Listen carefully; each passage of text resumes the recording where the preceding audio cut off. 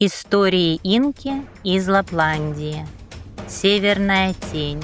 Легенда о Сайва-Риекке. Часть 2. Инка открыла глаза. Под мрачным небом северной пустоши, где ветер пел сквозь ледяные туманы голосами давних шаманов, возвышался древний Сейд. Каменный страж, в котором духи когда-то запечатали Сайва-Рекку.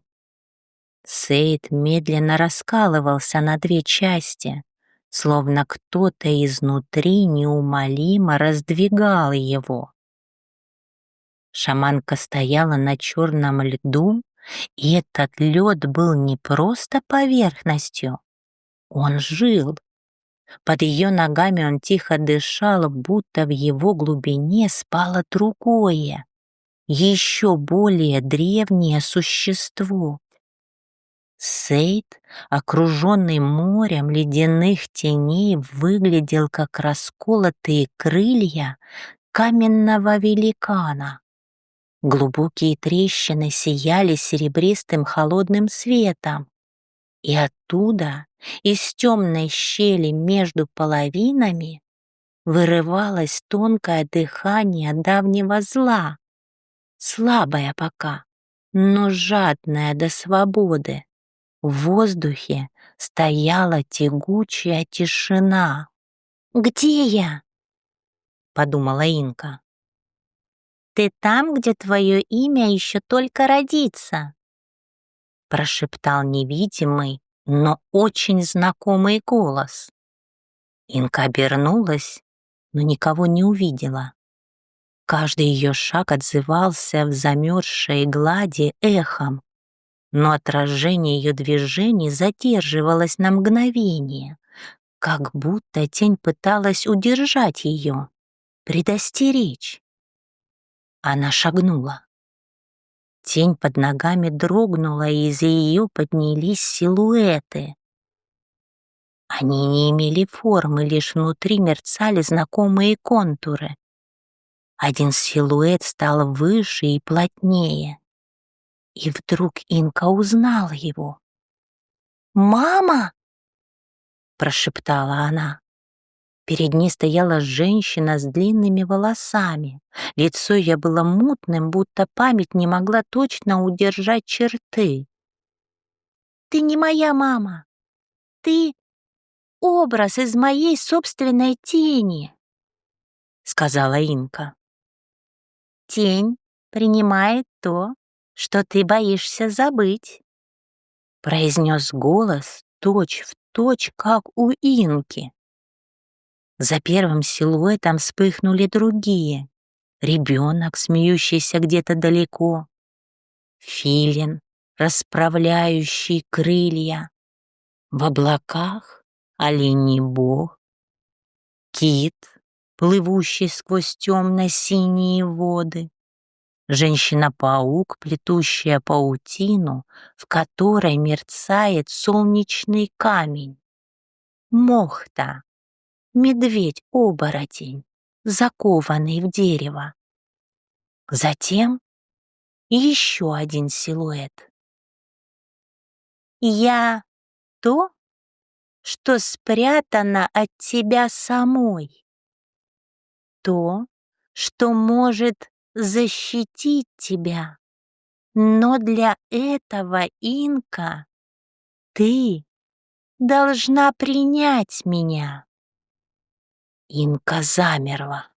Пространство вокруг дрогнуло, и раздался протяжный низкий звук, как гул раскалывающегося древнего Сейда. «Я та, кого Сайва-Рекка боится», — сказал силуэт. «И та, которую ты давно отвергла». Инка почувствовала, что лед под ногами стал теплее, будто к ней приближался живой огонь.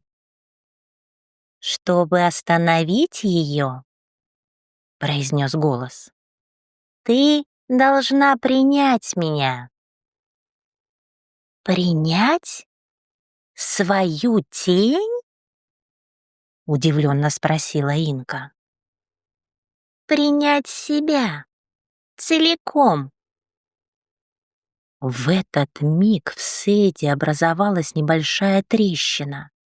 Из разлома поднялся холодный ветер, несущий далекий смех. Смех, от которого даже духи вздрагивают. Это была Сайварека. Инка почувствовала ее близость не как легенду, не как страх, а как реальность. «Решай, Инка», — произнес силуэт ее тени. «Время кончилось». Инка сделала шаг назад, словно надеясь выиграть хоть мгновение. Но тень, ее тень, шагнула следом. «Ты боишься меня», — сказала тень. «А значит, боишься себя». Инка сжала пальцы, и невидимый холод обвил ее запястья. «Я не знаю тебя», — ответила шаманка. «Потому что ты так захотела», — ответила тень мягко, без упрека. «Когда была маленькой, ты отвернулась от той части, что знала путь в глубину. Ты выбрала свет, но свет без тени, как дыхание без воздуха. Он гаснет». Инка почувствовала, как слова тени отзываются вокруг. Черный лед под ногами начал медленно трескаться тонкими серебряными линиями. «Если я приму тебя, — тихо произнесла Инка, — что со мной станет?» Тень улыбнулась.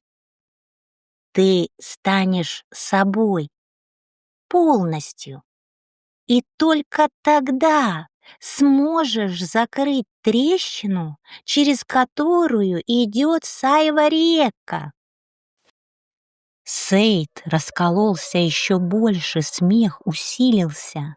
Он больше не был эхом, он становился настоящим и приближающимся. Тень протянула руку Инке.